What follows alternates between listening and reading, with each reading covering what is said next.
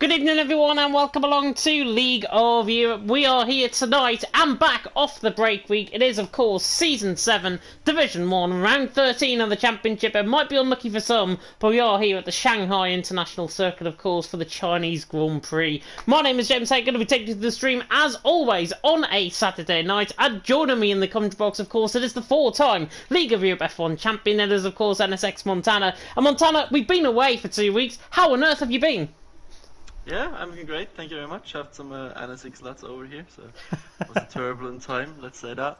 But otherwise, yeah, great. Looking forward to the last 5 races of the championship. It's getting tighter and tighter at the top, but unfortunately we have to cope with China tonight.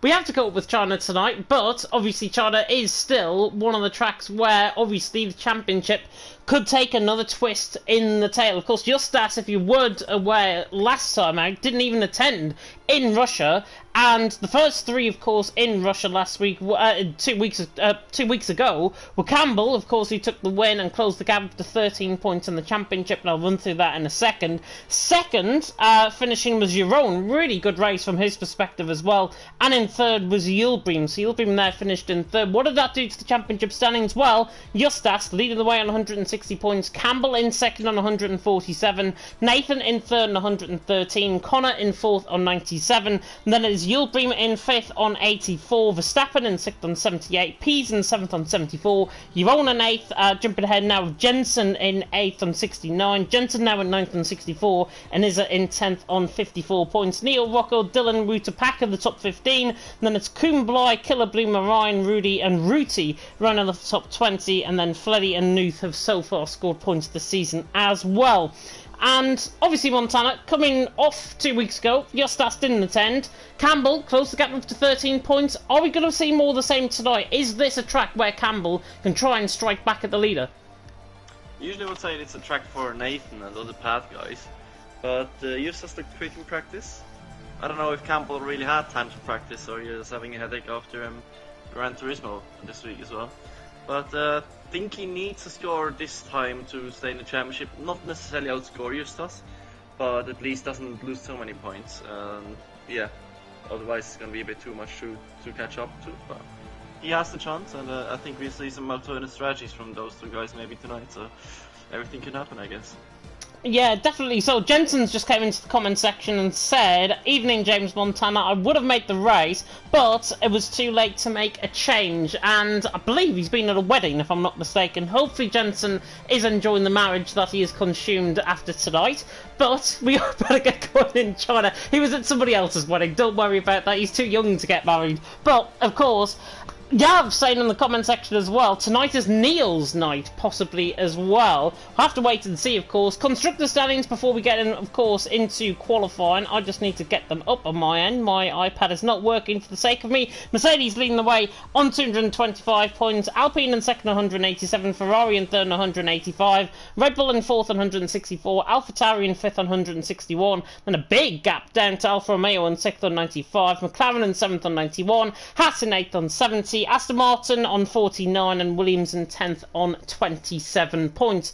China, of course, one of these tracks where it could possibly be a twist in the tail in terms of the championship. Of course, Justas and Campbell leading the way. I said before we started the stream even that Connor, I think he's got a really good chance of actually winning this tonight. But it all depends on how these guys, of course, can cope out on track in terms of the actual action here. And looking at those constructor standings before obviously we get into qualifying, Montana, Mercedes out in front, round about a 40-point lead they've got over Alpine. It looks like Mercedes at this moment in time have got the constructor standings, certainly one hand on the title.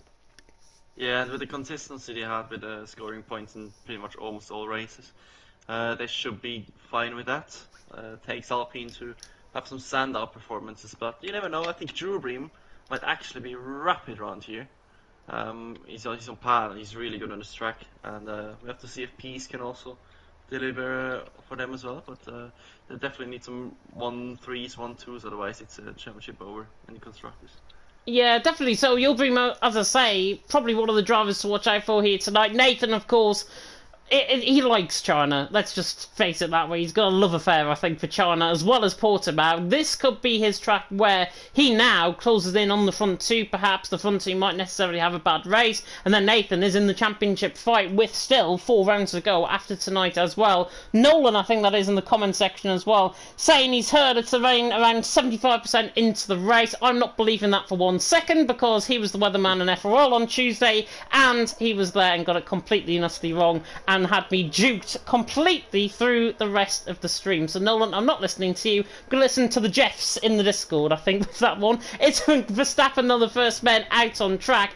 And Izza, of course, he has been up there in the top 10 consistently so far this season. The Alfa Romeo driver, of course, for Relentless. How do you think he'll get on tonight? Because this should be a track where he actually tries to excel at.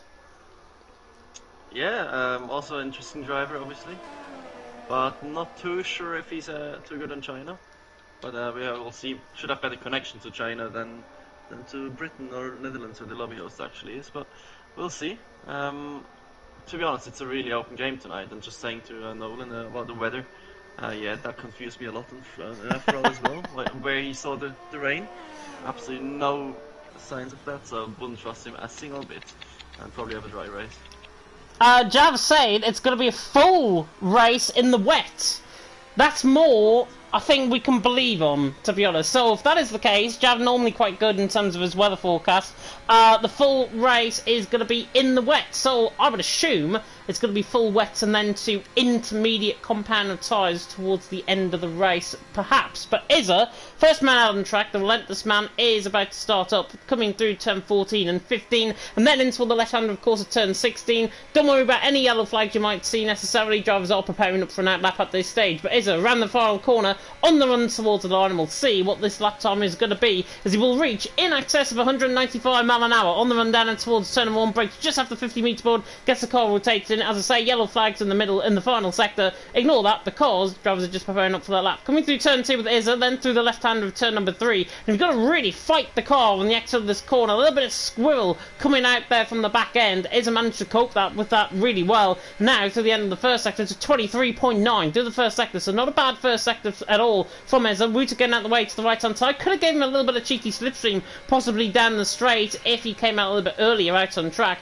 Wouter, though, coming through my favourite section on the track. Through the left-hander of 7, through 8, and then if you get this right, coming to the double left-hander of 9 and 10, you're pretty much on for a good lap. And we'll see how Izza can cope. Coming through turn number 10, and that is nicely done. Not running over the curb there, you can pick him in validation there. 50.9 through the middle sector, again looking quite quick. Izza coming through turn 11, now through the right-hander and the hairpin of 12 and the right-hander of 13, and he has to try and fight the car. He takes a thin line coming through there. Drivers might necessarily go on the outer line and try and whip in, basically off the camber of the corner, and try and gain the time all the way down the straight in towards turn 14, in excess of 200 miles an hour can be, but Izza down in towards turn 14. We'll see what this lap time is going to be. I'm going to say it's around a 30 already, I think, for Izza. Coming in towards the final couple of corners, the Indonesian man in towards the final corner now. Should be 130, I think, here from Izza. On the run to the line, and he may as well put the National Lottery on. 30.5 from Izza. Not a bad lap, but we should see quicker throughout the session. Yeah, just Verstappen behind him as well. 30.6, run out of ERS deployment at the end, interestingly. Obviously, people could run wet setups, and everyone on softs already indicating it's going to be a wet race. No set of softs needed then for the race. And Nathan already putting in a decent first banker lap. 30.3. Neo, oh, the Red Bull's already won too. And yeah, we've got 4 pad runners in the top 4. Justas is coming around the final couple of corners as well. The Ferrari has looked quite quick, actually, in qualifying so far. And now it comes through the final corner. Should put it up there with Izza, I think. On the run to the line. And he does. He goes fourth, just behind him by 500ths of a second. But it's Neo out on top, as you've already alluded to. The Red Bulls first and second. Izza there in third. Justas there in fourth. Campbell going quicker than Verstappen as well. Very interesting to see on that. Nuthers coming around the final corner. The German, the FER man, of course. 51.4. Shouldn't be up there in terms of the Vanguard. Goes 11th. 31.3. So disappointing that from his perspective. But I think you can probably tell who's actually running more of a dry setup, who's actually running more of a wet setup. And I would say Nuth with that lap either was not confident in that lap at all, or he is one of the drivers that is pretty much running a wet setup along with the likes of Packer and your own. Yeah, and the people running a wet setup, that's quite a risk to be honest, because in China and the wet it's almost impossible to overtake, as Trubin just invalidated a possible provisional pole lap there. So it's really hard to overtake, so it's a big gamble to go for a wet setup, but you can also struggle with the dry setup in the wet, so maybe they have to tweak the setup in qualifying as much as Part 3 allows, to make it a bit better, so we can't really read too much in the first runs. But certainly interesting that already the Red Bulls are P1 and P2. Yeah, Red Bulls P1 and P2 at the minute. Excel leading Relentless, leading former Relentless. And Justas, he's got rid of the Relentless in his name, so I think he might have left the team in the 2-week break. We get confirmation, of course, in the chat. Marcus Short, by the way, is in the comment section. Good evening to Marcus Short. Of course, F1 Esports Challengers driver. Marine is on a lap at the minute. He's coming through the final couple of corners through turn 16 now. The Haas on the run to the line should put it ahead of Rocco, I think, here to the line. He goes 9th. Pretty much fitted in where I was thinking, but look at how many drivers. Isa all the way down to P's pretty much is covered by a 10th.5. It's Leo out on top, Nathan in second, Isa there in third, Marine going 9th though with that lap, and he's actually the only driver that I've seen certainly setting multiple laps in that to the softs. Yeah, I can barely set one lap with the soft, so quite surprised that he wants to do two. Soft tire really dies off after a couple of laps, and also the tire temps are just a bit of a pain in the last sector, going into the long right-hander, so if you make that work, you really have a good setup, I think. Otherwise it's going to be quite hard. Rudy to the line goes 13, 30.9. Another driver that's actually set a multiple lap on that set of soft Campana tyres. Wouter is coming into the pit lane. So the next man, I think, to set a lap is Koen Bly. He's coming down in towards turn 13, turn 14 even. And Koen Bly hasn't really had the big runner things, I think, this season that he actually promised earlier on in the season. I mean, looking at his results coming through the season as well, he has been consistent at times where drivers might not necessarily have delivered their performances. But Koen Bly, obviously, one of those drivers that we've got to watch out for, and he's just starting a lap now. Yeah, tricky turn 1, quite off camber as well, so really hard to find a perfect line there and just waiting for the understeer to stop. And turn 2 is just an absolute disgrace on traction. You just try to not lose it at this point. You see the Pat guys just getting a little traction control help there out of that corner, so much easier. He's done a 24.0 first, that's good, above average. This corner is really interesting. It's a weird bump on inside. You can't really go to the curb anymore. And then here you just need to close your eyes almost, hope that you don't touch a curb, and just carry it through. He's running a lot of downforce. He easily took that flat. And now we come into another weird left-hander. So you have to be careful on exit, not to run it too wide. Just keep it on track with 2 wheels. And in the last sector, the tires are really starting to die off, depending on the setup. As he almost loses the back end when switching directions, and you don't want to get caught on the outside curb. Try to stick to the inside here. He's running wide, loading the tires up even more, and now it's just all about that setup all the way down that huge straight. Speed is he reaching about 320? Yeah, a bit less, yeah, about 320, so still not maximum wings. And then just trying to hug the curb little by little, and then just trying to get the exit once again. And the last corner, you either want to cut it completely or leave it, and he absolutely leaves it. So decent lap, good banking up for him now, a bit later in the session, but doesn't put him really in the fight for anything at the top. And yeah. though I'm short, Connor's not using ABS, shockingly. A second off for Koen Bly again, and necessarily another driver that might be running a wet setup actually out on track with that lap, because he looks so far off, I think. Nathan through the first sector though, 23.7 through the first sector from Nathan. Apparently he's been promised that he's been setting 29.8 in practice, so we'll see what Nathan can do. Coming through turn number 7, taking it flat out, coming through turn number 8, got to down the gears into 4th, then to 5th, and then probably back down to 2nd, and then try and get the run out coming through turns 9 and 10, and this is looking very, very nice from Nathan. A little bit off the curb there coming through turn 10, but middle sector, he's 10.5 up in the middle sector, 50.7, rides the curb coming through turn 11, and again through turn 12, and that's degrading a lot of the speed away on through 13, taking the thin line, he's fighting the car, that is his lap completely scrapped. I think he's run wide, and that is his lap completely done, because Nathan probably is going to back off this lap, and he has indeed backed up that lap. And just coming through him, basically he hit the curb too much through 11, threw him off centre through 12, lost the rear end through 13, and that curb caught him out, and that's what cost him his lap. Yeah, it's so easy to do that mistake. And we just see Justas and Campbell having their own little battle here. Justas always getting a slipstream from Kumbla on the right side, so they're really close to each other in track and also really close in time, so they'll be the next guys to set a valid lap time as Justas just runs a bit deep. Campbell taking the hairpin way better, so Justas the first one to complete this lap. Is he carrying it? Yes, he's carrying the speed on the curb. That certainly puts him up there. But now P3. Oh. Campbell behind. Can he match him? He can't. Half 10. I tell you what though, I think Connor's probably going to go quickest out of everyone here. He's 2 tenths up in the middle sector, looking quite good. Yildirim just goes ahead of him into 7th, but Connor at this moment in time, 1,000th clear of his teammate Mr. BT, and we forgot to completely come on to, of course, F2 driver who's been dominating, our Division 2 driver who's been dominating, making his debut here in Division 1, and he's showing the pace with Connor, but Connor I think is going to outdo him in qualifying, coming through turn 16, beautiful through the final corner, on the run to the line, and he just goes shy of going quickest, 30.3. But look at the top 4. The top 4 are covered by 200ths of a second. Neo all the way down to Justas. Add into that Campbell and Verstappen, you've got the top 6 within a 10th of a second of each other. This is qualifying at its finest, and perhaps Montana, it's going to be the closest qualifying of the season. As Connor has left the session. Disconnecting. And his eye is even closing back there as well now. 1,000 behind the Justas as well. Insanely close right now. Can Wouter also put himself up there? He's on a decent middle sector. Probably not quite. Yeah, he also does. We've got now 6 drivers within 400ths of a second.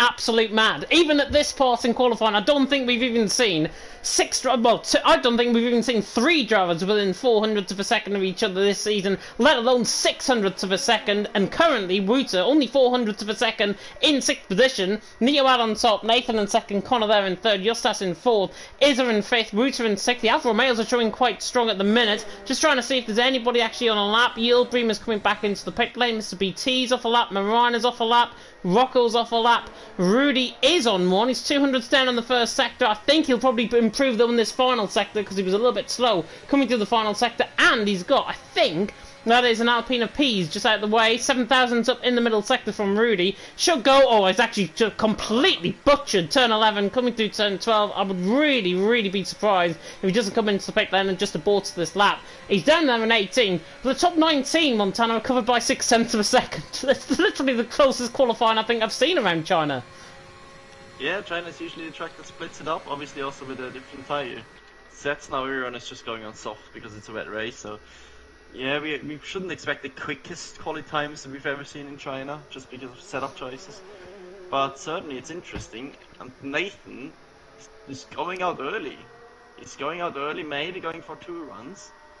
I don't know what his mission quite is, but that's certainly interesting to note.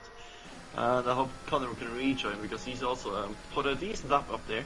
Together with Justas, Campbell needs to improve, he needs to get at the top, because the wet race is going to be really hard for him. Yeah, Jav saying in the comment section as well, the setups may have been tweaked due to a wet race, so maybe not, possibly, in terms of the lap times. We'll have to wait and see. Yildirim, I think, really a glitch going on Yildirim's end. There was a lot of flashing there for outlap. Kumbla, though, is about to start on a lap. He's running down in towards turn number 1. Of course, currently 31.3 should be going somewhere around 30.8 region ahead of Killer Blue, I think, with this sort of lap. So we'll see what he's going to do. Coming through turn 2, Nathan, by the way, is also on a lap, so we'll come board him as soon as we're done with Kumbla. But Neo out on top, Nathan in 2nd, Connor in 3rd, and as I say, the top 6 are covered by 400ths of a second. Kumbla through the first sector, 24th lap, respectful through the first sector, not the quickest that we've seen. Nathan by far the quickest first sector that we've seen, certainly what we've obviously covered here in qualifying so far. But Kumbla coming down through turn 7, again another one that misses the curb. He's off centre pretty much coming through now turn 8. And just get the feeling that he's not really hooking up a lap here. Coming through turn number 9, then through the left-hander of turn number 10. That's much better. Coming through turn 10, picks up a bit of speed through there. And at the 51.2 through the middle sector, he's 900ths up. But he's looking a real shadow, I think, of his former self. Compared to Australia, obviously first round of the season, or the first round of the season this season, Kumbla scored 6 points. hasn't been anywhere near that, to be honest, throughout the season. And Kuhnblai down in 20th, he'd be hoping to try, as I say, get around Killer Blue, Nuth, Packer, that sort of area. Nathan coming through the first sector as well. We'll see what his first sector is like. But Kuhnblai now coming through the final couple of corners out on track. 31.3 through on his previous lap, but he should go quicker here. Kuhnblai around the final corner, much more commitment through the final corner, on the run to the line, and he goes 16th, so pretty much where I expected him to go. Nathan coming through the middle sector now. He's 200s down through the first sector, but it's the middle and the final sectors. If you hook this up, he is on for a very good lap, so we'll see what Nathan can do. Coming through the middle sector, 50.7, 2 tenths up in the middle sector. Where has he found that from? Coming through turn 11, through the right-hander of turn number 12, he's got the Red Bull just ahead of him. Neil needs to get a swift move on because Nathan's going to be right on the back of him, and that has actually worked out pretty good because Nathan's now going to pick up the slipstream, and if he uses this all the way down the straight, gets out of the way now, does Neo, but if he used that all the way down the straight, you'll be gaining 3 tenths of a second easily down the straight. So Nathan, perhaps, with that slipstream, could be looking at a 29 here. Nathan coming through in towards the final couple of corners. Let's see what he's going to set coming through the turn 16, and on the run to the line it might just squeak a 29, you know, and he does. 29.9 with that slipstream effect. It gained him 3 tenths per second in that final sector pretty much, and Nathan out on top, Neo in second, Connor in third. Anybody going to beat that lap, Montana? Hard to tell. Neo is now under pressure. I don't know if Nathan has gone out early to give Neo the slipstream back on his lap.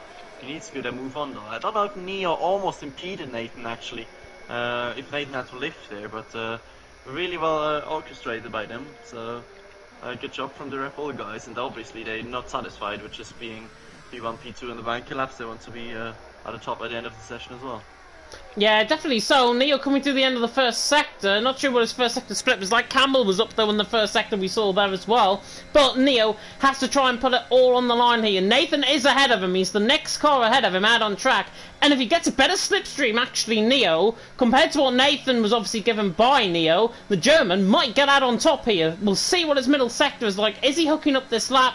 Ooh, no. 50.8 through the middle sector, compared with 50.7. Nathan is there, coming now through turn number 12, now through the right-hander of turn 13 at the hairpin. We've got other drivers on the lap as well. Justas, I believe, is just going onto his out lap, or going onto his proper lap now. But Neo again, I think that's more worsely done than what Nathan and Neo did, and he gets a bit of side draft for good effect, but Neo's not going to be anywhere near Nathan with this sort of lap time, and if he is, I'm probably going to starve myself all the way through tonight, as Yilbeam has retired in the pit lane. We saw him coming in and validated 200s up on his lap time, but Nathan out on top, Neo in second, and he catches the curb through the final corner. He's in the wall, and he takes out the DRS ball for good effect as well. Connor is up through the first sector, now coming through the middle sector. Campbell's gone second, but Connor is improving. He's purple according to him in the middle sector. The AlphaTauri's 800s up there on his lap, and again, I don't think, because he's got no teammate to help, he's going to be nowhere near this sort of lap time. Justas also on a lap. He's coming through the first sector. Packer has retired from the session. That is in the pit lane, I believe.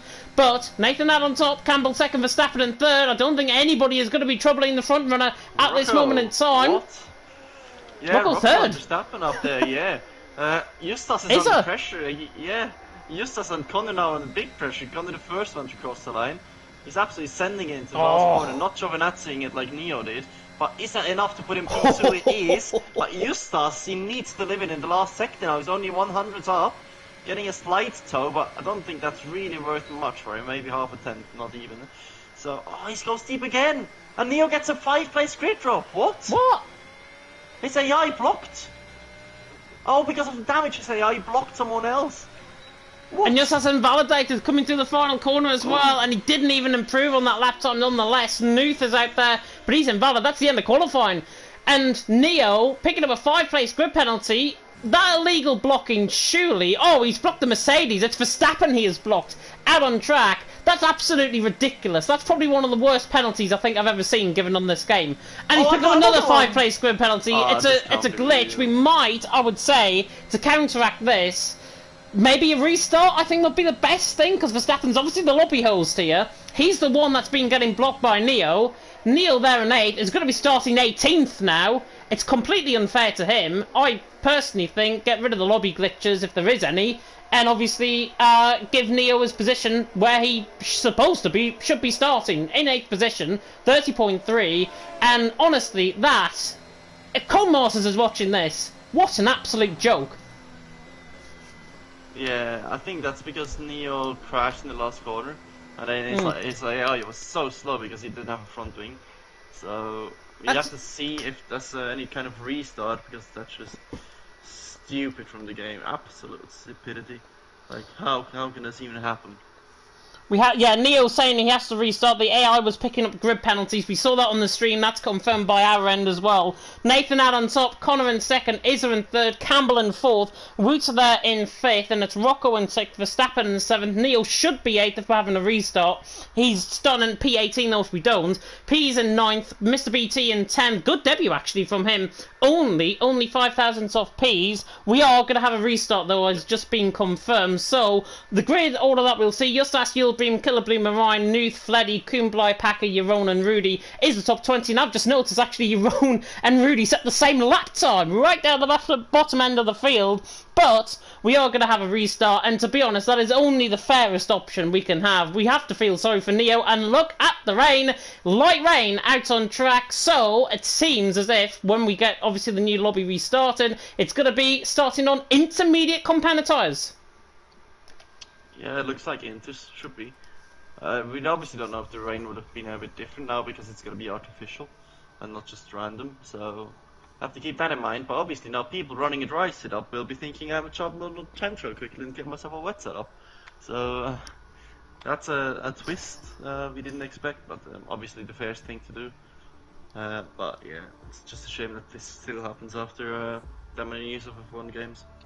Yeah, Jensen saying need to give Neo back his grid position. That's very Codemasters of the game there. Totally agree. Yeah, just absolutely ridiculous. I mean, considering the new game is coming out in 2 months' time, and we can probably have a debate about this, given that we're having the lobby restart now, but obviously, new game coming out in 2 months, it just makes you wonder what is actually going to change in the new game, because if I've read the article that I've read, and I'm sure you guys have read from Tom Henderson as well, he said that multiplayer, my team and everything is not really getting up there in terms of the substantial features and the substantial amount that we have actually seen rumoured by Codemasters. So if that is the case, multiplayer is basically going to be the same as it is in F1 2021, and if that's the case, I could honestly see leagues boycotting F1 22 just because of the state of the servers. And obviously, if the game is out, first day patch pretty much, and it's not working, they've got to have a long, hard look at themselves, I think, and take Gran Turismo certainly as an example, because Gran Turismo on release was brilliant,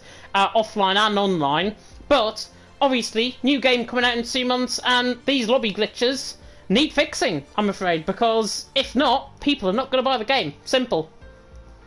Yeah, it's just the annoying issue that Codys don't put the work on multiplayer and focus, because they just think my team career mode is the most important thing, and they're giving the beta out to random people that have no clue about the game. So yeah, it's a bit of a shame.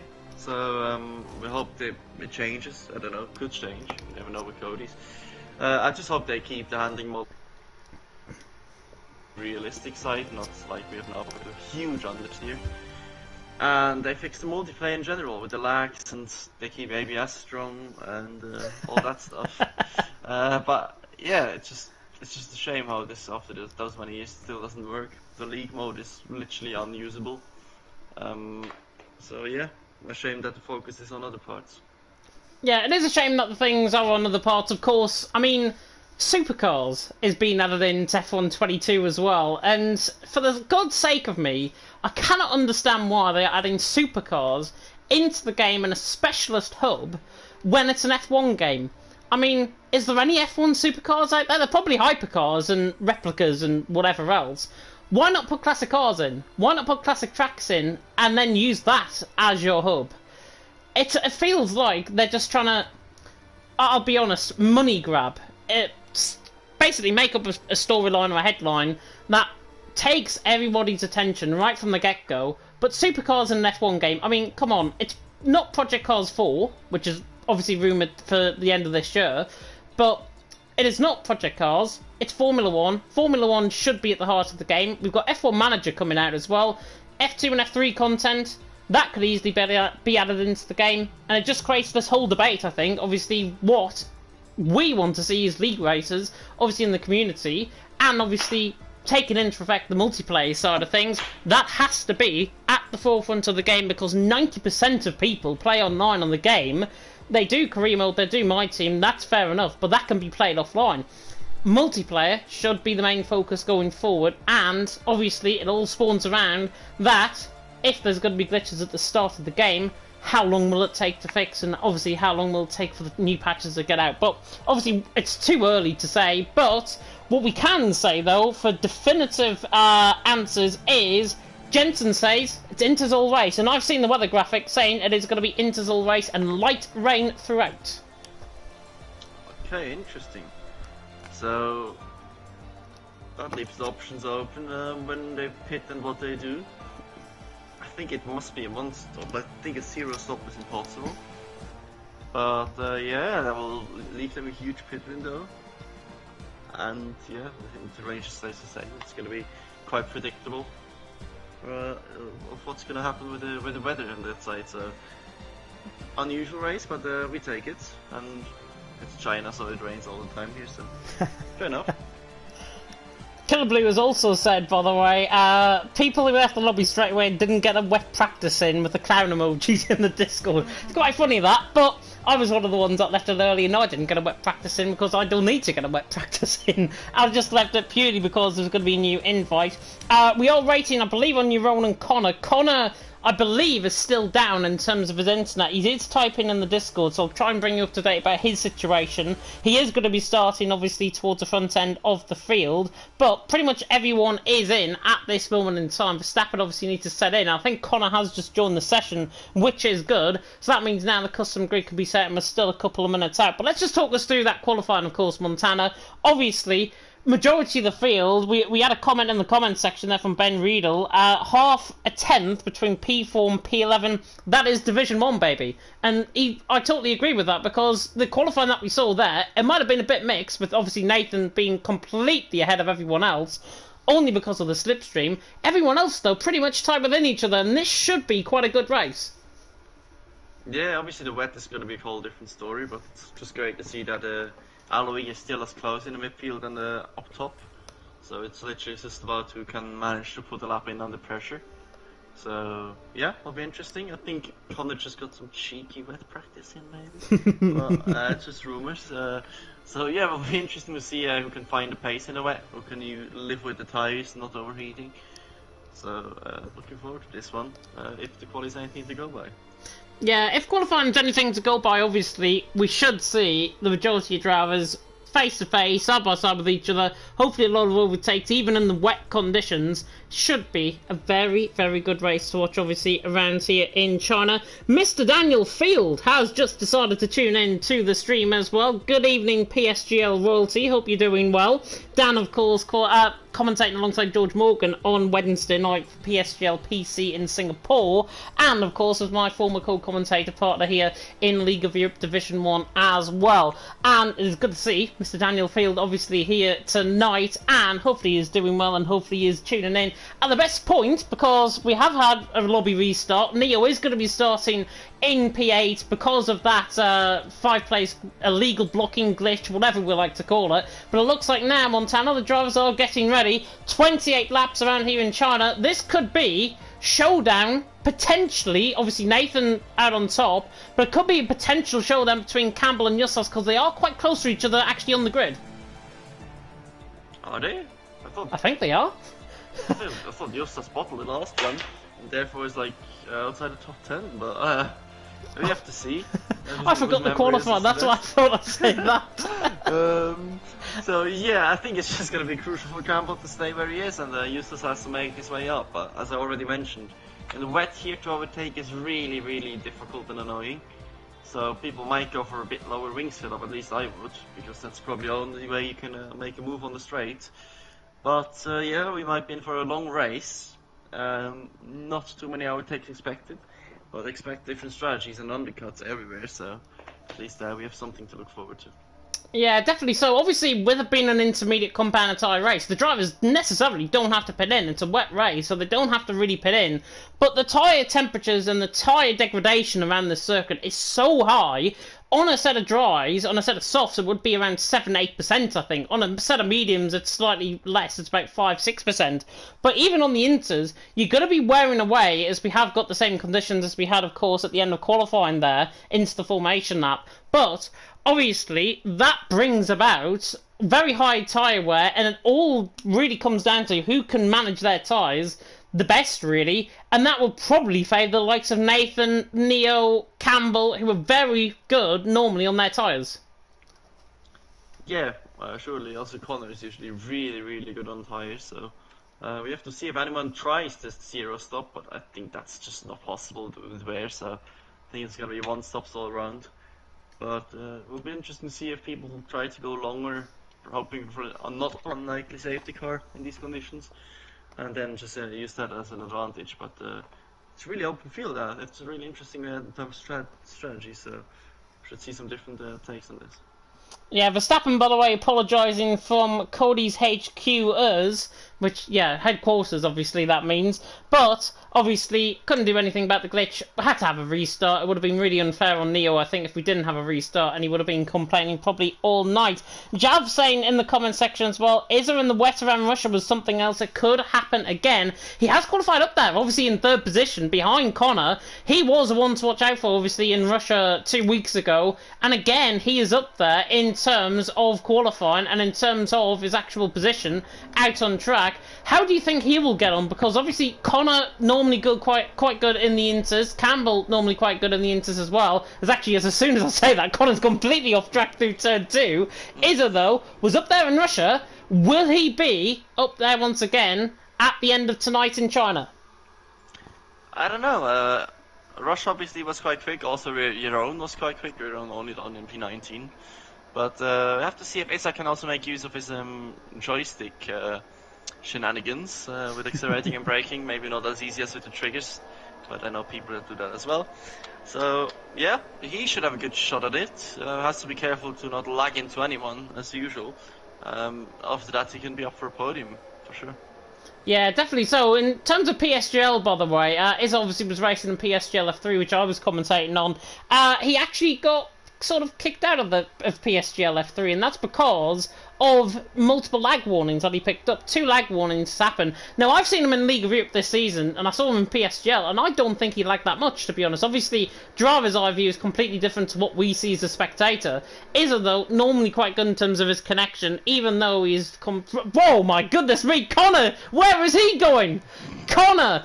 Off to, maybe, I don't know, Beijing, somewhere like that, coming through turn 12 and 13. Wow, that was so far off track. Hopefully he doesn't do that in the race and he's just having us on. Nathan Lewad on top, Connor in second, Izza in third. I've never really seen that in commentary before, but Connor in second, Izza there in third. Obviously watch out, oh, it's Nathan has spun! Nathan has spun under the formation lap.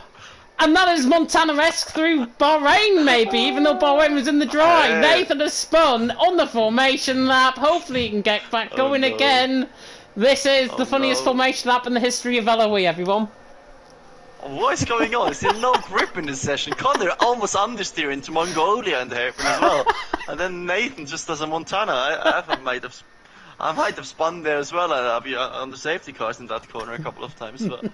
that's interesting, and now he probably has overheating tires. Yeah. He's over 100 degrees on the steering wheel. Wow. Yeah, he's gonna struggle at the start. Oh my goodness me. But Nathan and Connor pretty much did the same thing. They both spun on the formation lap. Could this be Izza and Campbell's moment to try and capitalise? The 5 red lights are going out here in China. Round 13 in the championship is about to begin, and it is...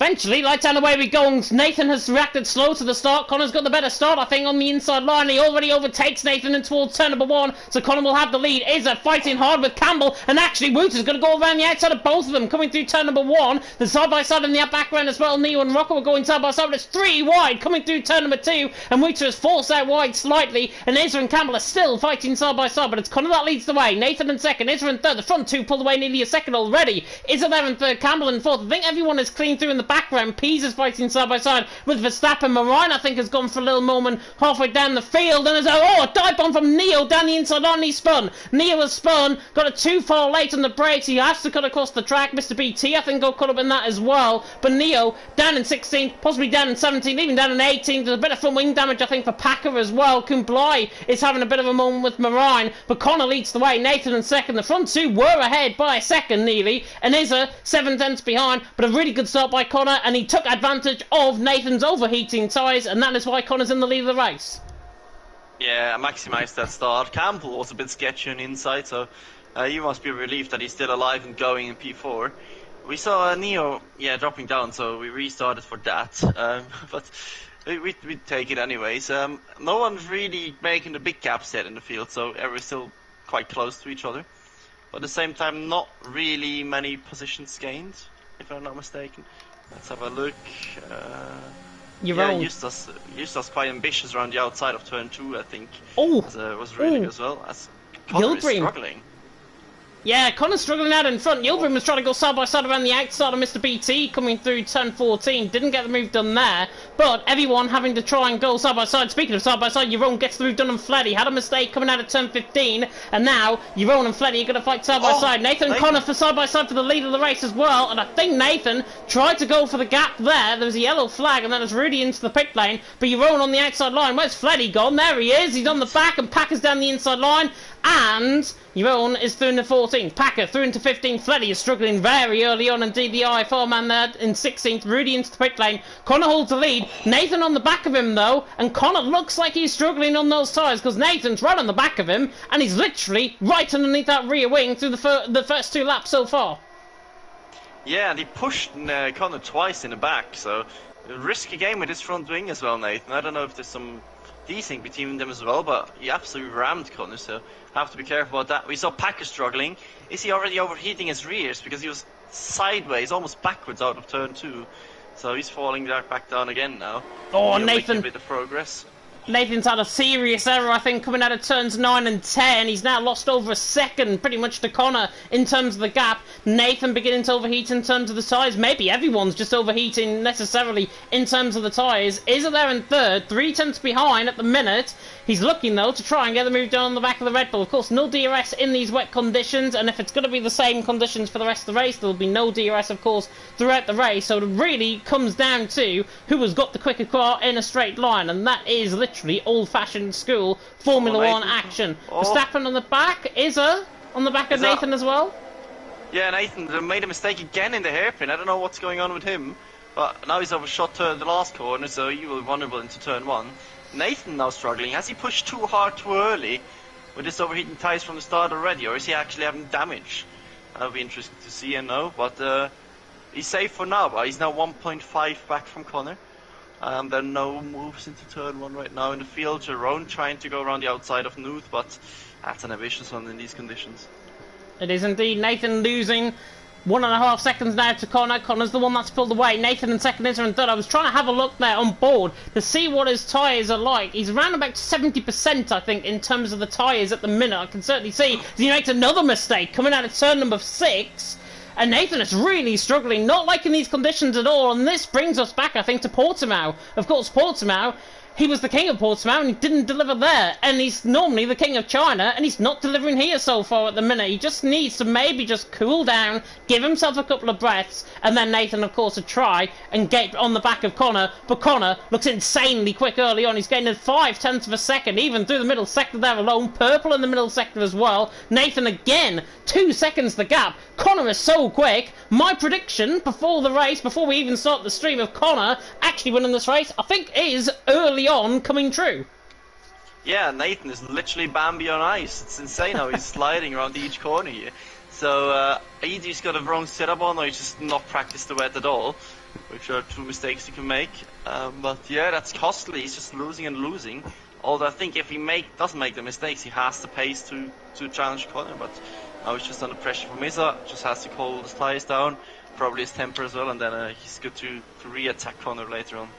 Which has got a better run out the final corner. Saying that, he just runs wide and loses all the time back that he gained on Campbell for 4th and 5th position at this moment in time. But Connor, again, new fastest lap of the race set. Nathan there in 2nd, Izza in 3rd, Campbell in 4th, Ruta in 5th, and it's Rocco, Verstappen, Pease, Justas and Mr. BT. Run off the top 10, Yildirim, Colour Blue, Nuth, Jeroen, Kumblai, Neo, Marine, Fleddy and Packer, who's into the pit lane. So he's clearly coming in either for a change of tyres or maybe even to retire the car after possibly a little bit of damage on lap 1. We'll see if it's a front wing change. Yeah, front wing change on the car. Clearly was not happy, obviously, with the damage that he had. He obviously picked it up, I think, coming through turn 7 on lap 1 behind Marine, I think it was. So Packer 19th, he's going to be soon 20th because there's Rudy on the right hand side. He's going to be way past him, and Packer now right down the back of the field, unfortunately. But Connor still holding his own out in front. 2.5 the gap. Nathan in 2nd, Izza in 3rd, Campbell in 4th. But early on, Campbell, obviously in terms of the championship, ahead of Justas, 4th and 9th they currently are.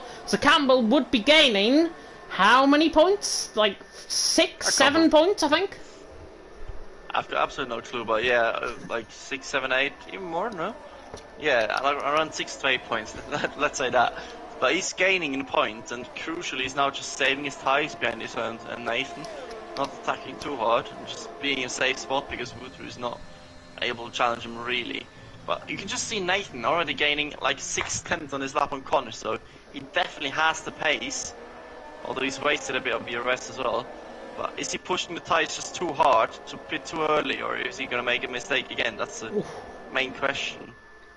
Yeah, he got caught on the AstroTurf there, coming through the final corner. There's nearly a spinner in the back one. That was Pease, I think, going sideways, coming out the final corner. Not sure if he tried to lose the car there, but the Alpine recovered very well indeed, regardless. Pease there still in 8th position, the relentless man. But now everyone beginning to break up, possibly. There's a break-up happening, certainly between Izza and Campbell. Campbell there, not be obliged, I think, to try and go for the move, but he is stuck in that Alfa Romeo sandwich. Alfa Romeo, of course, up there in terms of the constructors, currently outscoring Mercedes as well in terms of their championship hopes. But Connor leading the way. As you said last lap around, Nathan has got pace compared to Connor.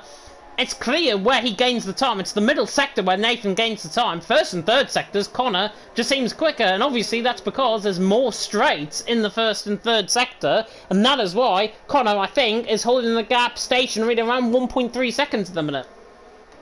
Yeah, just look at the traction Nathan has in comparison to Connor as well.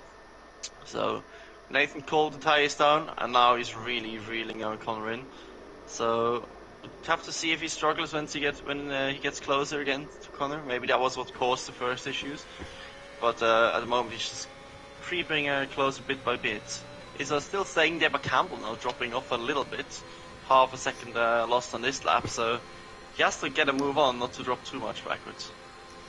Dan Hoggard, by the way, in the comment section, said a little bit earlier on, these guys are supposed to be the best of the best, and I think that was regarding the formation, that possibly in terms of Nathan and Connor. But now that they've got into their rhythms, Nathan seems a lot quicker this lap around. He's used a bit more deployment this lap. This should be fastest lap as well, and it is. It's a response to Connor's former fastest lap of the race, a 44.2 there from Nathan, a second off the gap to Connor, and Connor taking a wide line coming through turn number 1. You can see just coming through turn number 1, there's a difference right there. Nathan takes a much thinner line, pretty much my line that I take through there. Coming through turn number 1, he takes a thin line that saves the ground through turn number 1, but it doesn't necessarily get the run out compared to 3 and 4, like we saw with Connor there. And Connor is still holding that gap at around a second, but for the first time, Nathan within a second, within slipstream range, possibly going to have a look. Speaking of having a look, Wuta on the back of Campbell as well. Campbell is dropping off at around 3-4 tenths a lap at this stage compared to the front 3, and Wuta there in 5th looks like he's just holding back something to possibly have a go. Saying that though, he gets caught in a bit of spray and nearly makes a mistake coming out of turn 7. Yeah, it's so hard to get close to someone in these conditions on this track and then have a run as well, because if you just push a bit too much, as you've seen with Nathan, you just lose the traction a bit more. So yeah, it's hard to overtake. We don't see many moves right now because that's the exact reason for it. And yeah, as also Jensen mentions, Connor has absolutely stored the whole energy of China on his battery, and Nathan almost out of it already, and he's still pushing, although he's less than 20%. What is his mission? If there's no DRS, mate, you don't have to get within 1 second. And now he's going to suffer from a bit of derating quite soon. if you were Nathan at this point, obviously you're holding off for D rating, 14% there compared to Connor's 65%, so he's got 3, maybe even 4 times as more ERS as Nathan at the minute. Connor there is just holding his own out in front, possibly responding here fastest lap of the race as well, and he does just about by 300th of a second. Nathan there 1.3 seconds. What would you do though if you were Nathan at this point? Would you be saving up that ERS, trying to bring Izza with you, or would you try and let Izza try and go for a pass down and towards turn 1? If he's got the pace, would he then catch back up? And then would obviously they get onto the back of Connor? But what would you do in the situation if you were Nathan? Oh. I would just, yeah, he's twitchy, isn't he? I would just not use the battery, really, because he can't stay ahead of Izza, and he's quicker than Connor usually with race pace. So using less battery means lower tire temps, means better traction. So maybe just a little bit of juice on the straights, but that should be enough, and then just save the battery back up, as we've got a yellow flag, and that's Packer again. He seems to be struggling big time in the wet conditions again. Maybe just not running the setups that are needed for these conditions, and is he pitting again? No, at least he's continuing, so fair play for that. Yeah, I think he had a bit of catch of the curb, possibly coming through 14 and 15 there, and that's why he spun. He lost about 10 seconds as a result there. So Packer in 20th. Yildirim's picked up the first 3-second penalty of the night. We don't normally see many 3-second penalties on the night, but Yildirim has picked up the first one. Wouter, in the meantime, on the back of Campbell, possibly going to be our first overtake down in towards turn number 14. Picking up the slipstream, picking up the spray as well, and he's going to have no intention of going for this move at all, because Campbell looks quicker, certainly down the straight than Wouter does on the run up towards turn 14, and the remainers they are 4th and 5th. However, Campbell goes in a bit deep. Wouter cuts in on the inside, but again, not quite close enough for the actual move. He's got to try and, I think, make Campbell put into a mistake, and now Wouter will get possibly a free chance for that move if that is the case. Verstappen has just made a sideways moment, as has the Ferrari of Justas, who was sideways at the final corner. He has now lost actually ERS to P's, or DRS what would have been, in the dry to P's, and he's lost that slipstream range as well. So Justas is struggling in these conditions, but it currently looks like the top 3 have it between themselves at this point, and we're in for a real ball fest of a race, up until the pit stops at least. Yeah, it's literally all about Lewis the Tank Engine train. So he's really struggling. I'm used to see Campbell do so well in the wet conditions, but he seems to be struggling for pace big time. Front 3 just absolutely gone, so it's probably between them when nothing else happens. And Justas just can't make up any positions as well, so he's also stuck in that traffic. So I expect some people to go quite early into the pits around lap 12 maybe, to force an undercut on other people, but that's also a risk in terms of safety cars, so we'll see if anyone will feel brave. Maybe someone is frustrated, stuck in traffic, but at this time nothing really happens and no pit stop planned. Yeah, no pit stop plans. When are we expecting the pit stops though? Because I think of it as Inter's been basically a set of mediums around here. Mediums lasting around 12-13 laps. Am I in the right ballpark with my estimate? I think so. I barely touched the mediums on this track, but yeah, I think between 12 and 15 laps on the Inters we should see. Obviously you have to go to the end as well on them, but with the lighter car, so that should help as well. So yeah, I think lap 12, between lap 12 and 16 we should see the pit stops. Verstappen right on the back of Rocco coming out of turn 14. He looked to the inside line. Rocco just beginning maybe to struggle on his tyres. Verstappen's got a bit of ERS to use up, and now took right in the slipstream. Runs down towards turn number 2, turn number 1 even, with a 10th and a half between them. And Rocco in 6th, Verstappen in 7th at this point in time. Verstappen not wanting to go for any sort of move at this point in the race, so that is for sure. Connor though leading the way, Nathan 2nd, Izza currently in 3rd. Campbell, Wouter, Rocco, Verstappen, Pease, Justas, Mr. BT currently a top 10. Point scorers are filled out by Yildirim and Killer Blue at this point. Nuth, Jeroen, Kuhnblai, Neo, Marine, Fleddy, Rudy and Packer, who both picked up front wing damage. Packer obviously with that spin as well. He's down in 20th position. Rudy down there in 19th after a moment as well. But Connor leads the way. Nathan in 2nd, Izza in 3rd. Front 3 have it between themselves. All board the Lewis train out on track in the Mercedes. Obviously Campbell ahead of Wouter. But I get the sense that Verstappen has been a bit urgent to Rocco, trying to look for a move, and the move is not even there, and he now puts himself under more pressure because Pease is right on the back of him. Yeah, you have to be careful when trying to prepare a move with the tyre temps, ERS. and the dirt here, so you have to be aware of the car behind that could take advantage. But Verstappen, obviously, wants to get past Rocco as soon as he can, because he can also see Campbell struggling, and he wants to help in any way possible for the Constructors and Drivers' Championships. So he just has to stay in the racing ahead of Justas. That's probably the main goal right now, but he obviously would like to help Campbell a bit more.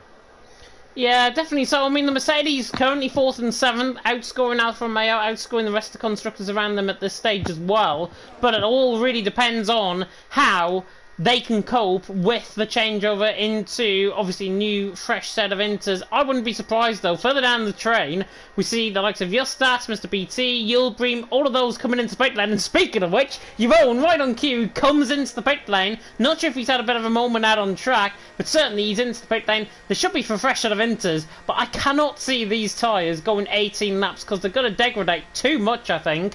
But he's going to go fresh set of Inters. Obviously, it's going to be rain conditions throughout the race. So you roll in clear air, now on a fresh set of Inters. What can he do? Because he was just off the back of that DRS train. Yeah, it's probably the best way to go. He has nothing to lose back there, so he can just go for a huge undercut. We saw how quick he was in the wet conditions in Russia, so if he can just put in a few fast laps, maybe even the fastest lap of the race, he'll then jump everyone in the pits. And then just has to hope the tyres hold on or gamble on late safety car to save the tyres again. But he's definitely pushing now on the undercut. He's got the battery for it as well. Speaking of battery, Connor has been using up quite a bit, and Nathan has gained back a little bit. So them two are changing a bit of dynamics. But will Jerome's pit stop now force the hands of others as well? Because they see the threat of the undercut. Nathan closing in on Connor once again. It's now 8.5 tenths running down in towards turn number 14 out on track. Jab, by the way, I've just seen in the Discord, has witnessed somebody in Division 4 take themselves out on purpose, which is not the great sight that you want to see. None of that even Division 1, the best tier, of course, in League of Europe. Connor leading the way, Nathan in second, Izza in third, and Nathan not coming in the pit lane. Nobody, I don't think, is coming into the pit lane this time around. However, Wouter is. Wouter into the pit lane is. P's also into the pit lane is. So around about where I predicted, around well, lap 10, these guys are pitting in lap 11. There is a yellow flag out on track. Who's that spun? Is that P? Is that Yulbream. Is that Yulbream that spun? That was a weird one, that. I didn't even see it. Did he lose a position to Kumbla? I think he did, yeah. So it's Yulbream that spun. Ryan on the back of Neo as well, in the meantime. Yeah, Yulbream also got a second time penalty, so it must have happened something there. Just to Jaff in the comments, the yellow fuel lamp means it is under-fueled, so he's in the red with the fuel, which is possible, especially in the wet, but he has to save up. Oof. And then it goes away once he's in the plus again. That doesn't mean it's out of fuel, just under zero fuel to the end, really. Yeah, I tend to think of it, if you're on red fuel, there's another yellow flag, and that's Yulbream again round. Yeah, coming through turn number 7, overheating those tyres, and he's going to have to try and crawl down. It's a bit like dancing on ice, I think, at this point, from Yulbream's perspective, there in 13th. But yeah, yellow fuel light. Rudy has underfueled. Nuth also is underfueled down there in 17th. But what I tend to think of it is, when you get to red, as Yulbream's picked up another penalty out on track, when you get the red fuel light coming on, that is under a litre of fuel. Yellow fuel light obviously means that the car is underfueled, so they have to try and gain that back. Speaking of gaining back, the Verstappen right on the back of Rocco, running down in towards turn 14. Finally, we're going to get an overtake, and the Mercedes, the McLaren does not give him any room at all. The Mercedes down the inside line tries to get the move done, and to be fair, Rocco's just absolutely sent it around the outside line. Really good stuff. Oh, Nathan is into the pit lane, responding to the pit stops in behind. So on to lap 12 we go. Nathan into the pit lane. Verstappen is ahead though of Rocco, who comes into the pit lane, but Nathan in, Rocco in, Mr. BT in, Killer Blue in. Not sure if anybody else is pitting in. There's a Haas coming into the pit lane. That is Moran, and Yulbream is also in. Fleddy stays out, but Nathan coming out the pit lane. Is he going to be ahead of Fleddy here, or is he just going to be behind him? I think he's just going to be behind him, I think. Yeah, but he's quite far behind him as Struben retires in the pit lane. So the question is Nathan going to get held up? If yes, Connor has to pit this lap. If no, Connor might just go a bit longer. And Jeroen is doing exactly what he has to do, because he's now setting fast laps, trying to undercut the people ahead. And look at this just ahead. Nuth's trying to go around the outside of Killer Blue, just coming out the pit lane. Killer Blue holds the position, and Nuth goes into the back of him slightly. Not sure if there's a little bit of damage on the car there, but Killer Blue 14 racing Nuth out the pit lane. That was quite fun to watch. And Yaron, as you alluded to there, it's in the fastest lap. He's right on the back. Yilbream's AIs came out the pit lane. I don't know why Codemasters have to insist that the cars come back out on track, but if you were Nathan, if you were Connor now at this point, obviously going back into the NSX views at this point, Connor leading the way, he has to come into the pit lane because Fleddy, yeah, Connor is coming probably into the pit lane this lap, but Nathan is getting held up by Fleddy, so surely Connor's going to be at more of an advantage coming out of the pit lane than what Nathan is behind Fleddy. Depends if Nathan can clear Fleddy on this straight, which he's just a bit far behind, but he might just do that with the slipstream, as Fleddy almost loses it. But yeah, Jeff's comment's also brilliant. But Connor into the pits, I saw him burn the ERS, now he just has to not speed into the pit lane, oh my god. And Nathan got past Fleddy, so could even use the slipstream. But was that enough? Did he lose a bit of time? Or has he done it? I think he lost half a second there behind Fleddy. I think he lost about half a second coming out of turn 12 and 13. There is Izza into the pit lane as well. Connor is there. Nathan is out of the final corner. I think Connor's just going to be ahead. There might be side by side actually coming out the pit lane here. Nathan is right on the back of him. Coming through turn number 1 with the overspeed. He might get the outside line. He's going to think about going around the outside line, and it's side by side coming through too. But Connor just about holds on ahead. But all of that time actually, it's helped out more in Nathan's perspective than actually Connor's perspective, because the gap was more than a second. Nathan's closed up by a second. That's the undercut strategy from the Inters right there. And even with Fleddy in front of him, if Fleddy wasn't in front of him, Nathan probably would have been in the lead of the race by now. Yeah, Fleddy was a crucial factor there in that undercut strat from Nathan. He managed to get the slipstream around the straight, but it just got held up a little bit probably, and that was what made the difference. Tried around the outside with warmer tyres, but didn't quite work. And now we are back to status quo. But Connor now has 1 lap fresher into this as well, which doesn't sound like a lot, but it can be quite crucial in the wet and give you a couple of tenths a lap later on in the race. So have to see if that makes a difference or if Nathan can now attack him. Yeah, if Nathan is pushing too hard in terms of his EOS as well, he's necessarily going to be using more tyre wear to Connor's advantage, because Connor, obviously with that lap fresher, feels like he feels the need to try and defend this position. I don't know what Connor's thinking here, because he's got absolutely no chance, Nathan, of catching on to the back.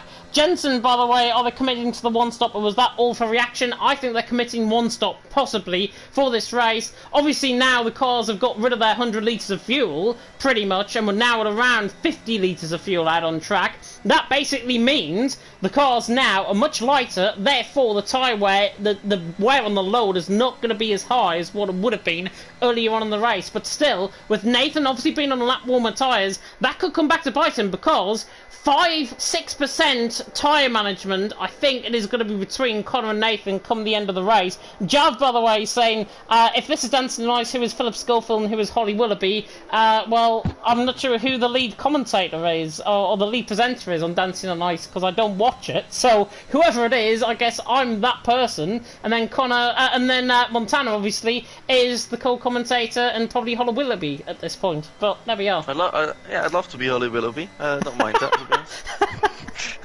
This has just gone weird quickly. Halfway through even League of Viewers, Campbell leads the way with Stafford in second, Justas in third. Again though, Connor trying to pull out the gap. He's getting 2-3 tenths of a second there on Nathan, and Nathan may be thinking about Izza in behind as well. Izza's 3 seconds behind. He's much more clear compared to Ruta. They were around about a second, I think, between each other coming out of the pit lane, and now Izza has pulled away from Ruta in that pit stop. He's there in 7th, doing a good job. He could perhaps come into this as well, and we saw with Java obviously early saying that Izza was strong in Russia in the wet. He was second for a majority of that race actually in Russia before obviously everything.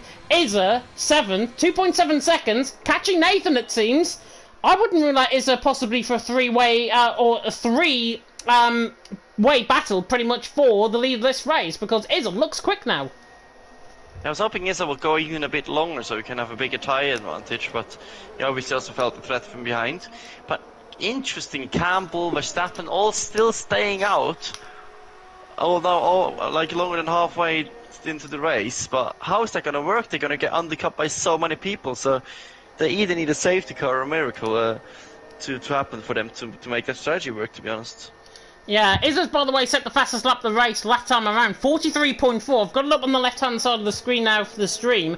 43.4 for Izzer, fastest lap for Connor, 43.6, fastest lap for Nathan, 43.8. So in that question, Izzer is technically 2/10 much, gaining 2/10 per second on Connor, basically, and also gaining 4/10 per second on Nathan. So that is going to be quite stagnated when this gap comes down. But in the actual theory of it, he's not really gaining that much, because it's 2.7 seconds currently the gap. Not really gaining that much, but it's through the middle sector where he really starts to gain again. And that was Connor's best point early on in the race as well. But Connor there in 5th, Nathan and Izzer in 7th, and Jav also saying, what's your preferred toppings on a burger?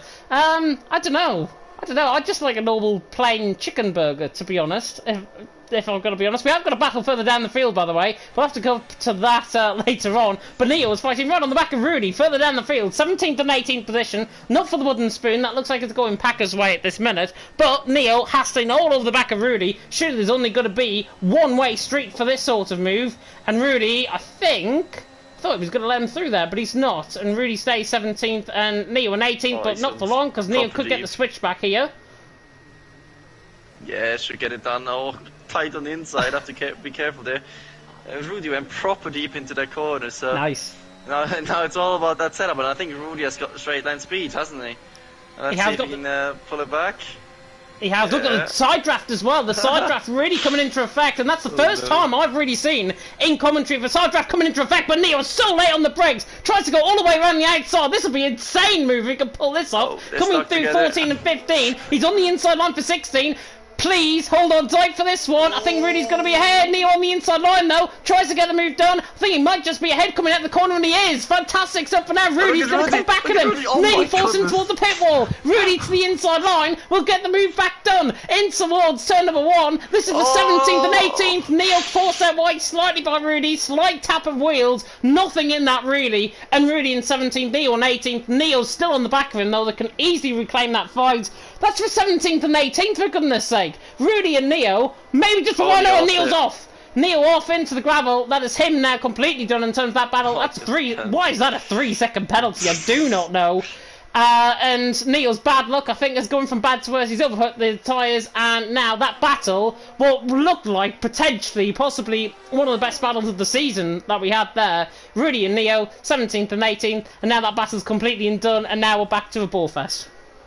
That was entertaining, though. And to answer Chaf's question really quickly, just some cheddar cheese, a ham, and some salad and onions, really important. The rest is just a cocktail and barbecue. Thank you. I think he's pretty much summing up a McDonald's burger there, to be honest. Well, that's a burger, isn't it? A burger is a burger. No? Ham, it is. Yeah. It is. No, yeah. That's why it's called hamburger, Chaff. Definitely cheese on my burger as well, like the melted cheese that you normally get, like in the like to do it yourself, and you get the melted cheese on top of the burger. It's very nice. Campbell leading the way, though. Verstappen in second, Justas in third. And just to bring on actually to a comment that Jensen mentioned earlier on, there was another yellow flag. It's Packer that is round right at the back of the field, coming through turn number 12. That is, and the car is there. How's he spun there? I don't know. Outside curb, has to be. On the exit there, yeah. Has to be. Race for him. But just to finish off that point, because obviously Packer just spun there, top 4 are going more extensively in terms of their tyres. Now, I'm not going to pull a punch here at all by saying this, but it is technically a no-stop race. Is there by any sort of chance that they're surely going to have to pit into the pit lane, but Campbell, Verstappen, Justas and Koen Bly, have they just pulled possibly a really good strategy here, because they're going later into the race? Obviously they're trying to gain the time, they're losing more time than anything else, but either are they more reliant on a safety car, or is there any possibility that they can get right to the end of the race on those tyres? I really doubt they can, but it almost looks like they're trying to be honest. Maybe they just put the tyre pressures up and try to save them as much as possible. That's why maybe we saw Campbell drop off that much. He's still doing mid-44s together with Verstappen, but I think once Connor catches up to Koen Bly, he'll decide how quickly they can run past, so zero stop. Oh, it's Nathan bottles it once again. I was on board with him there, and Connor took more curb than Nathan, and he didn't get anything. Nathan got a 3-second penalty. That's all I'm going to say in that. 3-second penalty. Nathan might want to look into getting that removed, I think, because from my perspective, that didn't look like a 3-second penalty. However, obviously, track limits around this track are being looked at. I think it's turns 10, 13, and 16, if I'm not mistaken. But, obviously, Izza, 7th position, net 3rd at the minute, obviously if the guys are coming in ahead, but they're not really gaining much time, Connor, Nathan and Izza. Izza's obviously gaining time on Nathan because he's in clear air and he's catching hand over fist, but Connor and Nathan, in terms of catching to the likes of Justas and Verstappen ahead, 3 were battled, by the way, going on for the lead at the minute, but Connor, Nathan, I just get the sense that they're not really catching the front runners. Yeah, like Connor's gonna struggle to get past Kumblai when he doesn't have the huge pace advantage, and Izza's just getting closer and closer, blocking up the tires, literally making them a square. But yeah, they need to get past Kumblai, and then we'll see what the pace difference is, and they need a pace difference of 8, 9, 10th per lap to the guys ahead, so that'll be a tight one to catch up to. It will be 8.2 seconds now, the gap between Justas and Kumblai. Just for reference, it's around 10 seconds between the top 4 at this stage. But now, adding to that, Connor, Nathan, Izza, they're going to start battling. Pease and Rooter are also going to have a battle, I think, further down. They're getting quite close as well. But Jensen saying in the chat there, they're committed to the no stop. They have to be. They have to be committed to the no stop now. It's lap 20 out of 28. They've got 8 laps to go. Is it lap 20 out of 20? No, it's lap 19 out of 28. My apologies. Campbell leads the way. Verstappen in second, Justas in third. They've got to be committing to a no stop strategy. Why would they come into the pit lane and waste away 25 seconds for a pit stop when they're going to be well out and truly outside of the points, possibly fighting the likes of Killer Blue, Nuth and Yaron? Yeah. I'm literally a bit lost for words and a bit confused with strategy. But do we now see the QBR master? Oh, Connor's made a mistake! Sorry to cut you off. Connor's made a mistake in towards turn number 6, and Nathan side by side with him. Here comes the Red Bull on the back of the AlphaTauri. That is the question that Nathan needed. That is the mistake that he needed. Packers round again coming through turn 13, but Connor just about holds him off. But that's the first mistake that I've seen so far this race from Connor. He's got Kumblai just in front of him. The dirty air clearly had an effect with that mistake, but Nathan's all over the back of him, and he looks now to try and get this move done, possibly into turn 14. Yeah, Connor has to get past Kumblai without leaving himself vulnerable to Nathan. Just in the chat, Chaff is saying Verstappen on 55 to 60% tire. That's not gonna last. That thing is gonna blow up. I think he gets to the end. Blow up. I've seen 90% I've seen 90% go around on Inters before, so never count Verstappen out because he's normally really good with his tyres, but we'll have to wait and see how that might affect the race. Nathan on the back of Connor again. Oh, very late on the brakes there. Gets a better switch back. Connor again a bit sideways, but he's still behind Kumblai. The gap for the lead, by the way, is increasing because Kumblai, QVR have put their secret weapon, I think, at hand here. Kumblai is holding Connor, Nathan, Izza. They might not be losing much time at this moment in time, but they're losing enough to not gain that back towards the end of the race. So as long as Kumblai stays ahead of Connor, Connor will eventually send a dive bomb, guaranteed with him. And Kumblai there is doing such a phenomenal job. He's been the wingman to Campbell and Verstappen. They can get a no-stop strategy working right to the end of this race. Kumblai is there, holding up Connor, Nathan, Izza, and now potentially they're going to look as Connor centred down the inside line. At turn 6, I did say able to go for a dive bomb, and he does, and he forces Kumblai off track, and he lets him back through. And Nathan's going to come through as well. Nathan on the inside line for 7. It's only 3 wide through 7, and Nathan's on the outside line. Connor, though, gets the move done on Kumblai. That was crucial. Connor through into 4th, turns a negative into a positive. Izza's just watching him behind and thinking, you know what, I'm rubbing my hands at this point. Something's going to happen between you guys. Connor in 4th, Kumblai in 5th.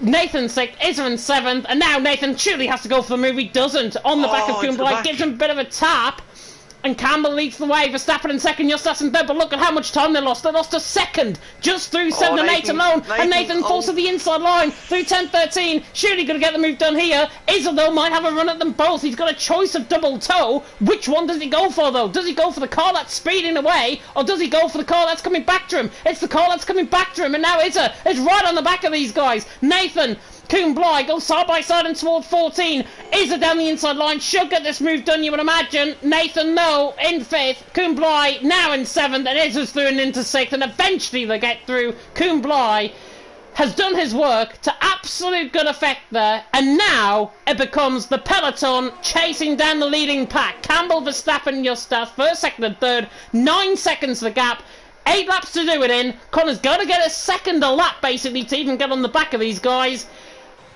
This is race on. That was an awkward lap and a half, wasn't it? That is a fair play to Connor for leaving Kuhn Bly through again after this reckless dive bomb. But at the same time, did he gain an advantage? He wouldn't have overtaken him, no? Look at this! Oh, Look at this who's going back down. And Neil and Rudy have backfighted again, 17th and 18th position for proverbially the wooden spoon. Packer's still out there in 19th, but Rudy on the back of Neil. Neil got that move done there, in through 14, and Rudy pulls to the inside line. He might still have a look though, coming through turn number 2. Look at the inside line here. Rudy's going to send it down the inside line, and Neil, I think, should haul him off, and he does. The Red Bull holds on for now. Even action further down the field is getting us excited, which is really good indeed. But back to the gap between 3rd and 4th. Connor, through the first 2 sectors alone, has gained 6-7 tenths per second on the back of Justas. Now 8 tenths. Now potentially 9 tenths. Connor gaining the second per lap. These tyres are going to be going off at the end. But 8 seconds is still a lot gap to try and make. He's got to gain a second a lap, basically. Yeah, and what's Connor doing with the ERS? He's just absolutely holding it down like there's no tomorrow. So he's going to be struggling once he catches up, if he does, to make the overtakes if he doesn't have enough battery for that. But he's gained that 1 second this lap, I think, if he just nails that last corner, which is crucial. So look at the time gain. Yeah, he's closing in. It's definitely on. Mid 43 for Connor. What has Campbell done? He's done Verstappen's done a 44.7. So yeah, more than a second loss for the top guys. Yep, Connor has gained 1.3 seconds since the start of the last lap. Lap 21, he's gained 1.3 seconds. Currently enough, by my calculations, I think, potentially, Connor, if he doesn't bin it, like he nearly did coming through 3 and 4 there, but Connor, if he starts gaining more time, and it's around 6.5 seconds by the end of this lap, I think he'll catch them penultimate lap of the race. That is my prediction here. Campbell leads the way, Verstappen in 2nd, Campbell in 3rd. Gotta say, the top 3 are doing an awesome job to stay even out there. They're committed to a no-stop strategy. No-stop strategy currently working. You've now got Connor beginning to hunt everyone down, though. 6.8 seconds is gonna be less than 6.5 seconds by the end of this lap. And Connor now is in prime spot to try and get this move done. Verstappen's tyres apparently have only reached the 60% mark. Front left is around 63%. If that's the case, and Jav said, what, lap 19 was 55 to 60%, that means they're going off around 3 or 4% a lap. That means they're going to be about 75-80% by the end of the race. I think they can make it to the end, but it all depends on Connor, Nathan, Izza catching up. I think it's going to come down maybe final 3 laps of the race here. Yeah, to be honest, I can't really judge that because I've never made a tire last more than 80%. But Connor once again deep into the hairpin, if that's what you saw. Yep. But he's absolutely squeezing that battery down to 0 every single time on the straights now, so that's abusing a little cheeky trick there. But again, almost PBing. So he's gaining, and it's almost at 6.5 seconds you talked about. It's only going to get worse for the top 3, and the guys behind shouldn't really have a drop-off on these tires anymore. So we could see a big crescendo at the end. Gentlemen, with a good comment as well in the comment section there. Remember, the leader's tyres will hit a steep drop-off, and the delta will just increase between tyres. Yeah, that's that. But I will come back at that point by saying if Connor makes small mistakes like what we saw in the hairpin, there goes your steep drop-off, because Connor is basically affecting. Now, he's gained a second pretty much compared to the last lap around.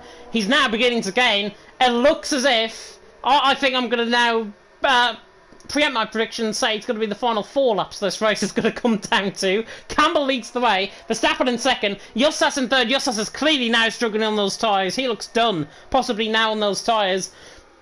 But all depends, as pardon me there, Justas in 3rd. Look at how, though, there's a lack of basic graining on those tyres, so the lack of actual real rim going through, like the diagonal, the triangles that basically go through the middle of the tyre. I don't know what the right word is.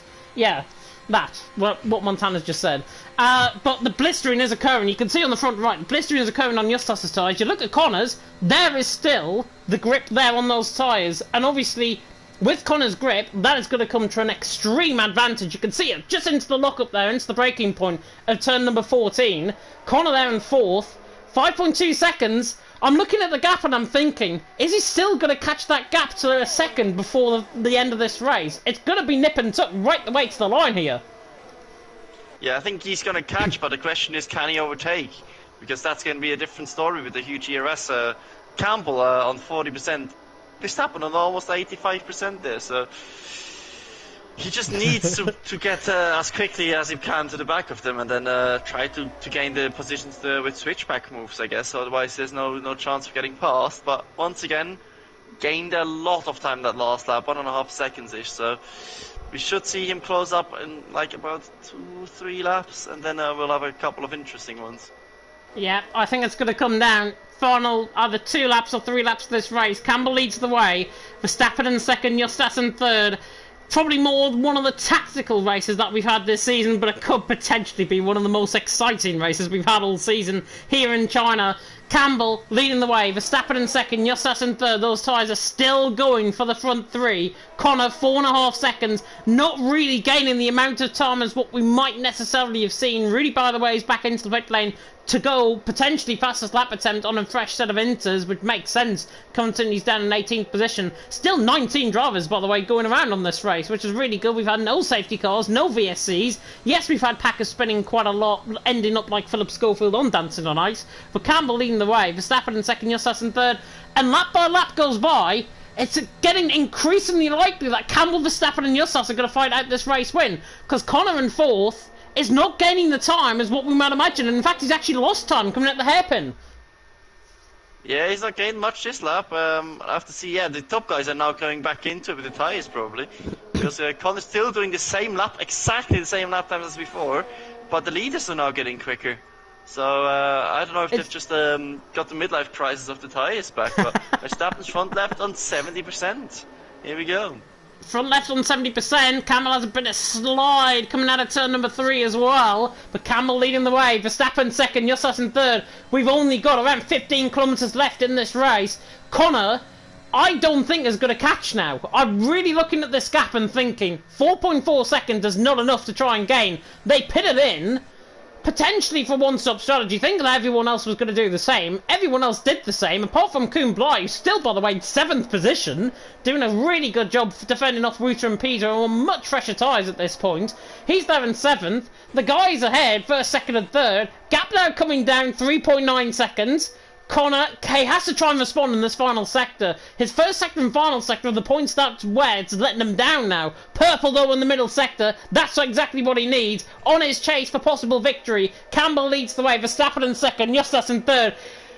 Gear up, because this is going to be one hell of an ending here in League of Europe Division 1. Yeah, I just hope it goes done all cleanly and no penalty points are given for certain people. But yeah. Just looking at them, they seem to be fine, the top 3. Oh, Justus almost into the back of Verstappen. But that's actually really good for Campbell, because that way he gains more points on Justus than if they were in the midfield. So Justus probably wants them all to get punctures if that's the trade-off. But yeah, Connor absolutely leaving Nathan behind now as well. So it's Connor PBing, you know, he's so consistent though, but top guys just have got the tyres back for some reason. And they're now in the mid-44, so it's tight. It's going to be so tight. It's looking... I'm going to say now, I'm going to backtrack on my prediction that I made earlier on and say Connor is not going to be within 2 seconds come on to the final lap of the race. That's where I think it's going, because he hasn't gained enough time to try and gain, even on the back of Justus there in 3rd. But as Jensen has said, potentially punctures going to be happening in this race. Fastest lap, by the way, currently is Izza, 43.268. Compare that to Nathan and to Connor. He's 2/10 quicker than those guys out on track. But in terms of consistency, he has not gained on the likes of Nathan, on the likes of Connor ahead, and Justus there Still, third position, 25 lap all tyres. He's doing a phenomenal job. There are the penalties, by the way. Nathan, Fleddy, Neo, and Packer. 3 seconds worth of penalties for each of them.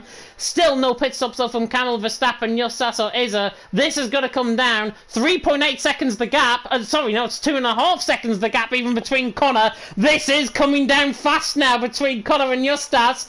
Campbell though leading the way, Verstappen in second, Justas in third. I'm getting on the edge of my seat because this is building really intensely. Wouter on the back of Kuhn Bly in the meantime, who slides his way out of turn 13. And now Wouter on the back, there's another spinner, and that is a hash round. I think that's Marinov in the middle sector. Wouter though, right on the back of Kuhn Bly, thinking of going to the outside line, shooting with the fresher tyres. He actually dummies him to the inside line. What a move. This is going to be on the brakes by Wouter. Down the inside line, he's going to let Pease back through as well, and Pease potentially could have the run on Wouter. But that is absolutely signed, sealed and delivered by Wouter and Pease. Through into 7th and 8th. Kuhn Bly now caught completely out.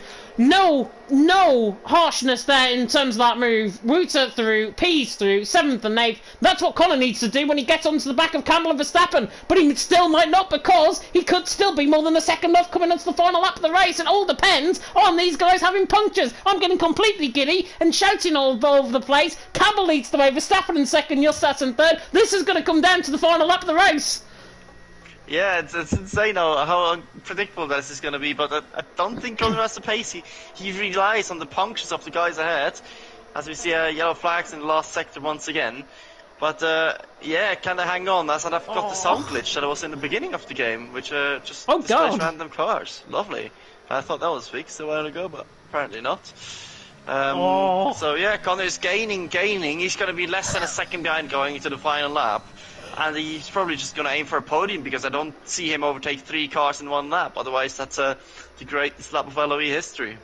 Campbell as well, looking at the championship, is leading the race. Justas in third, 13-point advantage coming into tonight. That gap is going to be whittled down.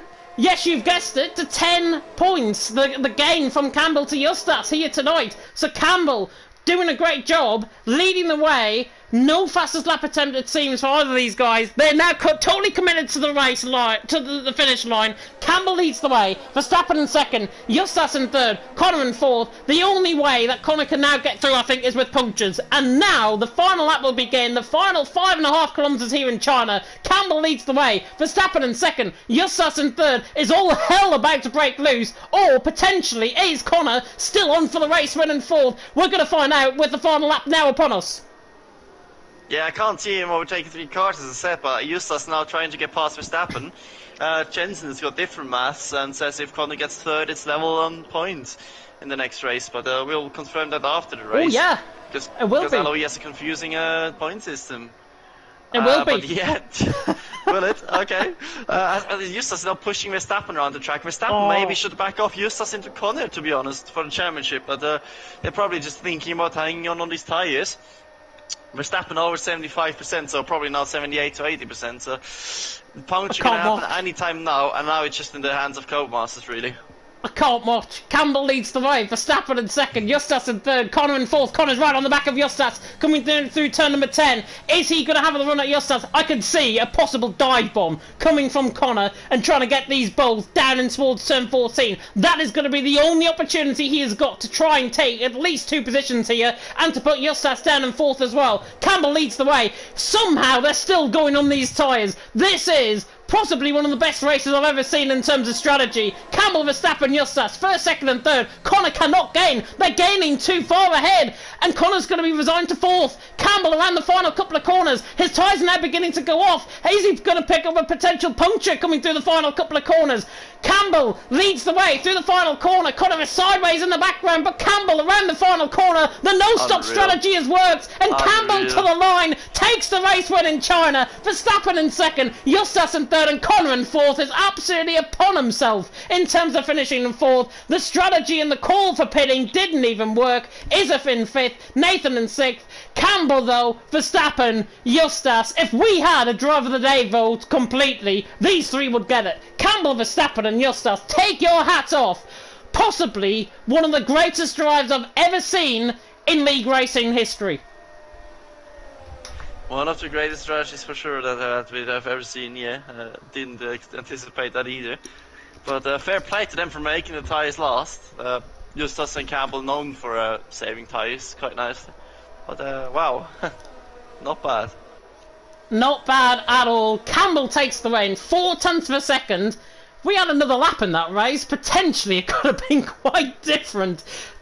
Here in China, absolutely enthralling, as Lockett has put it in the comment section. Enthralling action. Campbell takes the win, Verstappen in second, Justas in third. Of course, we got off a little bit late, so hopefully the top three are going to be invited in now. We're waiting on Rudy and Tapaka to come across the line. But Campbell takes the race win, Verstappen in second, Justas in third. And only the one word I could describe all three of those drives, I think, from all of them. No stop strategy worked. I said at the end, about lap 19, lap 20, that they were going no stop. They went no stop. It put it off in the end. Campbell, Verstappen and Justas, there's one word I can describe them: stunning. Completely and utterly stunning. World-class drives by three of them. They made the no-stop strategy work, and they're first, second and third here in China, and Justas gets in for game drive of the day, I think. Have to put it, maybe to all three of them. Yeah, they all deserved it, just for the bravery and the smartness of choosing that strategy. But yeah, big points for the championship leaders, and Nathan, with this result probably outside the championship's chance anymore. So Campbell just saying he was on 72% at the end. I would have been on like 150 or something. Jesus Christ. I don't know. I just know ABS for you, I guess. But wow, GG's. That was a brilliant drive from them, obviously. And the fast lap point has been stolen at the end by Mr. Rudy with a 42.7. So that doesn't go to anyone in the top 10 either. So we go with Justas with an even smaller lead now into the next races. 49 minutes of enthralling action in China, and it came down to the final lap, and it came down to Campbell winning by 0.4 of a second. And Mercedes won too. They extend their constructors lead by far as well. Justas in third. All three of them get driver of the day, that's for sure. Connor in fourth. The one-stop strategy did not work in the end. The tyres just didn't come online at the end, even though Connor was so quick and it outpaced Izza and Nathan in that second stint. Nathan, 4th, 5th and 6th in the end. Ruta 7th, Pease 8th, Rocco and 9th. Kumbly also in 10th position. Phenomenal drive from him as well. Mr. BT on his debut in 11th. Killer Blue 12th. Nuth, Jeroen, Fleddy, Neil, Marine, Rudy, Packer and Yilbrim. Yilbrim the only DNF out of the race. Hopefully we are getting the top three in right now. We have to interview them after that, because that was simply sensational from all three of them. As I say, possibly the best drives I think I've ever seen in any commentary of any league that I've done in any F1 game. That can't be beat, surely. That's drive of the season, maybe even race of the season. Yeah, pretty close. Probably not race of the season, but at least strategy of the season for sure. Oh yeah. I've never seen a zero stop in China before either, so yeah, just impressive, not gonna lie. Everyone now looking up from the bottom divisions, like Division 3 and 4, and looking at Campbell and Verstappen and thinking to themselves, how can I repeat this? They're going to be investing hundreds of pounds, I think, in terms of equipment and everything like that. Absolutely unbelievable drives by all three of them. I'm sure they're going to be available for interview. Verstappen, by the way, is obviously commentating in a few moments' time, along with Daniel Hoggard, I believe, if I'm not mistaken. So Verstappen might not be available for interview. However, I've just seen a mic go, and there he is. He's just joined the party. So I will do Verstappen first, because I know he's going to prepare for Division 2. So we'll do him first. So Verstappen, P2... in the end. How on earth did you make those tyres get to the end, my friend? Because that was simply the best drives I think I've ever seen in League of Europe, and possibly in any commentary I think I've ever done. Honestly, I don't know. Obviously from the start we always look at like, is a pit stop needed? Is that not needed? We weren't sure, so we upped the tyre pressure completely, making sure those tyres last as long as they could. I know that I was pushing quite a bit in the first stint, and I think on lap 7 or something, I said to Lewis, like, oh, what are your tyres on? And he was like 19%, and I was 23, and I figured, like, oh, I'm not going to make it, you will. So I tried to start saving, and I realized, well, I think midway through, everyone started to pit, and we were quite surprised that no one else would actually do it, apart from Justas in behind. And at that point I was like, okay, I might not make it myself, but if I can help Campbell out here and keep a car between himself and Justas, and by that save my own tires as well, that would help me a lot and help him a lot as well. And we managed to pull it off somehow. You managed to pull it off somehow, and I think by lap 19 or 20, I think I realised these guys are going for no-stop strategy, and I was calculating vigorously, and by the time that Connor was gaining, we thought it was going to come down to the final 3 laps of the race. How on earth did you hold them off? Because it seemed like it was Kuhn Bly that you probably employed to hold up Connor for that lap, and obviously gain that second, which obviously needed to finish first, second and third. But phenomenal drive. Obviously Mercedes gain as a result in the constructors standings. How do you feel going into the final couple of races in the championship, with obviously constructors looking quite likely now?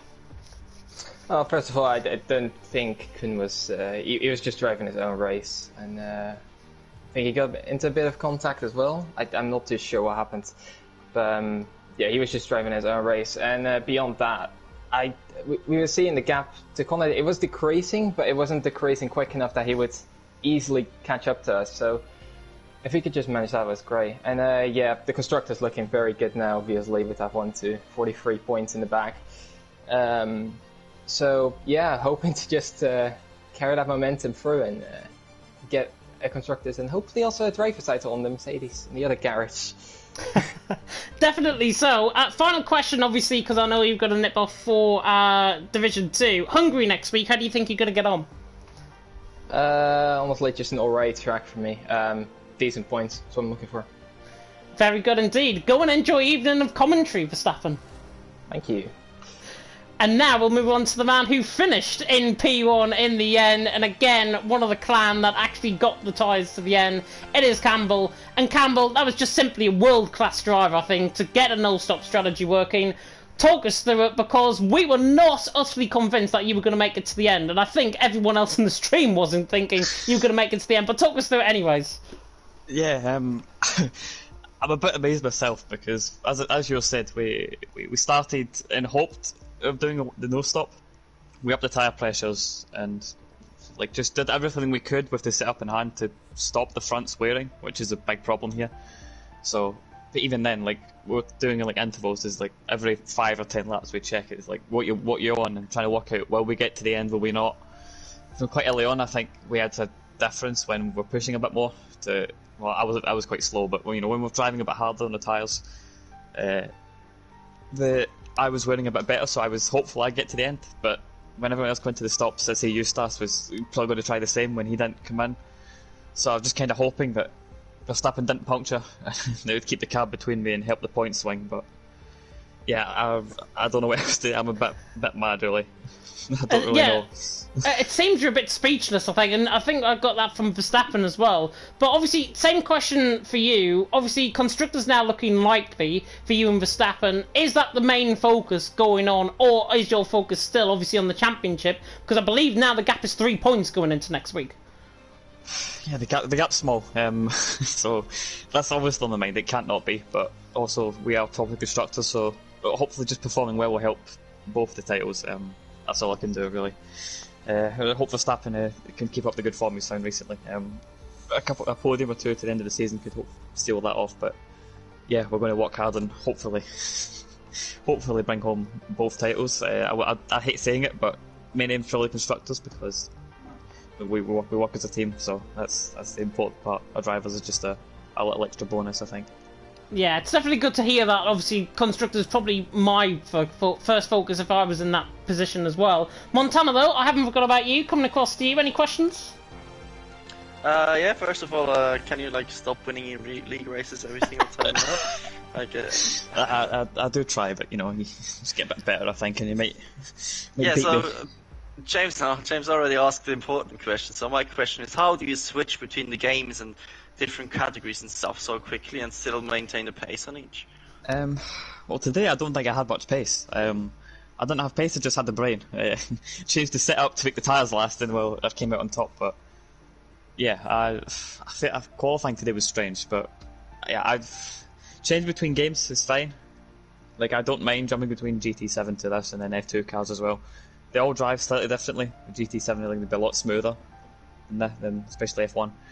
But I just enjoy driving. Really, it doesn't take much for me to get up to a decent speed. I don't have that ultimate like raw speed, but I think it's good enough. So I'm not complaining. Yeah, that will be the first time you're using your brain, actually. So yeah, I'm looking forward to the last couple of races. I'm sure you'll do great, but I really hope you don't win too many races anymore. But yeah, looking forward to the championship battle.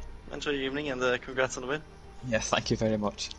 Very welcome indeed, and that, I don't have any questions by the way, so you can go and enjoy his evening as well.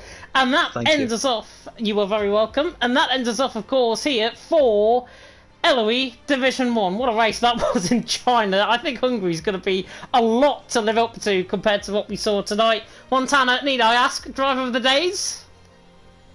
Probably the top 3, aren't they? Has to be. Has to be. I'm not even going to say any more. Has to be the top 3. And if it's not, then you need to have a good, long, hard look at yourself if you don't think that, because that was just utterly insane. That drive from all 3 of them, brilliant stuff, and possibly the best drive I think I've ever seen for a no-stop race, certainly in my history of commentating on league racing, which is really good to see. And hopefully more to come. Final 4 rounds of the championship, gap now down to 3 points between Justas and Campbell. It's going to be intense, and hopefully you're going to be with us right the way through the rest of the season, of course. More action to come in literally 3 minutes' time. It is F2 and F5. It is, of course, Verstappen and Daniel Hoggaard taking to the action for F2, and Packer and Killer Blue taking to the action for F5. So, in that case, we are going to end off here. Thank you so much for watching, and until next time, goodbye. Bye.